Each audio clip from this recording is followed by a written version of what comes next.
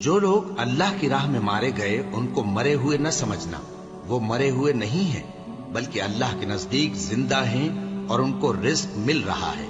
جو کچھ اللہ نے ان کو اپنے فضل سے بخش رکھا ہے اس میں خوش ہیں، اور جو لوگ ان کے پیچھے رہ گئے اور شہید ہو کر ان میں شامل نہیں ہو سکے ان کی نسبت خوشیاں منا رہے ہیں کہ قیامت کے دن ان کو بھی نہ کچھ خوف ہوگا اور نہ وہ غمناک ہوں گے، اور اللہ کے انعامات اور فضل سے خوش ہو رہے ہیں، اور اس سے کہ اللہ مومنوں کا اجر ضائع نہیں کرتا جنہوں نے باوجود زخم کھانے کے اللہ اور رسول کے حکم کو قبول کیا۔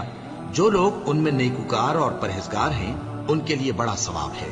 جب ان سے لوگوں نے آ کر بیان کیا کہ کفار نے تمہارے مقابلے کے لیے لشکر کثیر جمع کیا ہے تو ان سے ڈرو، تو ان کا ایمان اور زیادہ ہو گیا اور کہنے لگے ہم کو اللہ کافی ہے اور وہ بہت اچھا کارساز ہے۔ پھر وہ اللہ کی نعمتوں اور اس کے فضل کے ساتھ